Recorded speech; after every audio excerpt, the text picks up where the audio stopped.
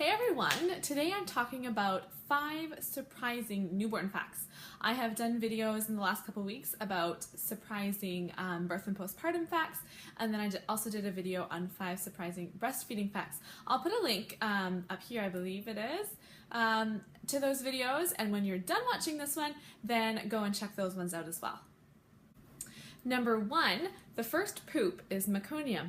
After the baby is born, the first poop for the first, the first few days is called meconium, and it's a black tar-like substance. Then after you start feeding them milk, it starts to change gradually to brownish green and to yellow, which is a normal newborn poop. But at the beginning, they have meconium, which is basically because they've been swallowing amniotic fluid when they are in the womb. That is what their body needs to get rid of as soon as they're born. Number 2, sleep doesn't just happen. When we had our first baby, I just kind of thought, okay, your baby eats, it needs its diaper changed, it'll sleep, and you see newborns that just fall asleep wherever they are. They can fall asleep so easily, which sometimes does happen, especially if they're being rocked or walked around. Your baby might just doze off to sleep, but sometimes they don't. And I remember just realizing, wait, I need to put my baby to sleep. My oldest, Elijah, after he was born, he would be awake for a couple hours and be so cranky, and I would be, just go to sleep, I'll lay you down, just go to sleep. I didn't realize that you need to be watching the clock and realizing, especially right after they're born, sometimes they need to sleep. Their awake time can be only an hour and they need to go to sleep. They are just so tired. And you need to be checking your clock and realizing, okay, it's been an hour, I need to put this baby to sleep. And you might need to rock him, put him in a swing, and get that baby to nap because they need their sleep.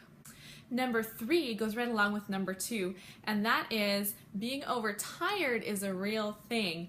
I definitely realized this after having my first, and I found that if he was awake for, like I said, about an hour is usually their max that they can be awake before they start getting sleepy.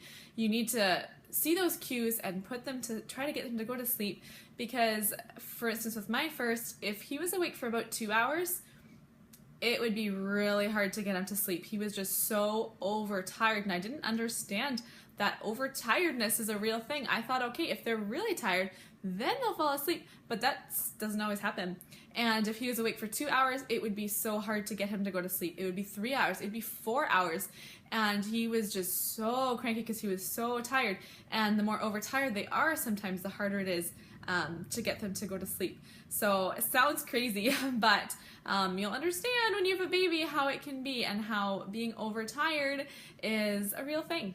Number 4, you won't always know what your crying baby needs. Sometimes your baby will cry, and your baby will be fed, your baby will be burped, they'll have their diaper changed, they'll have slept recently, and you just don't know why they're crying. And so that can be a tricky thing, especially at the beginning when you don't really know your baby yet. So you don't know exactly when they need naps, you don't know how often they want to eat, you don't know what gets them upset, you won't know what soothes them, and so it can be tricky knowing what's wrong. And sometimes I remember my babies crying and just crying and crying and crying, and I didn't know what was wrong.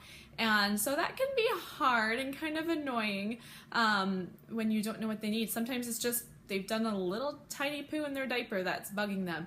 Sometimes their diaper is too tight. Sometimes, who knows? And over the first few weeks, you really get to know your baby and understand what they need.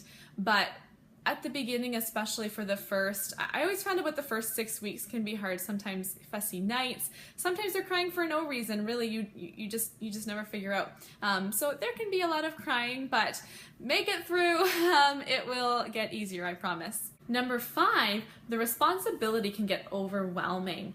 Before having my first, I had done babysitting, I had worked in daycares, I had had many younger siblings. I took care of kids a lot, took care of babies, and I thought, I know what I'm doing, I know how to do this, and I'll be fine. The transition will be quite seamless. And when my first child was born, it was totally different than babysitting. And And the full-time responsibility was just like, wow, I can't just take care of this baby all day and then, okay, he's fussy, but the parents are coming home and they'll take the child for the night. You have this baby 24/7, and it is a huge responsibility. You're relied on for everything, for all the feeds, the diaper changes, the sick times, giving them their medicine, and just taking care of them.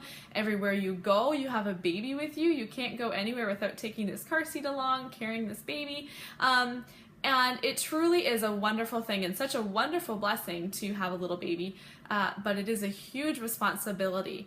And those are all 5 things that surprised me to some extent, and there it is for you if you are expecting a baby soon, and you'll know a little bit more maybe what to expect. So I thank you so much for watching. I hope you enjoyed this video. I hope it helped you. Please like, share, comment. Tell me down below what surprised you when you had a baby. There's always some surprise, even as much as you prepare yourself, and even if you know more than I did, let's say, you know what's coming, it still is a huge change, and you're never quite all the way prepared.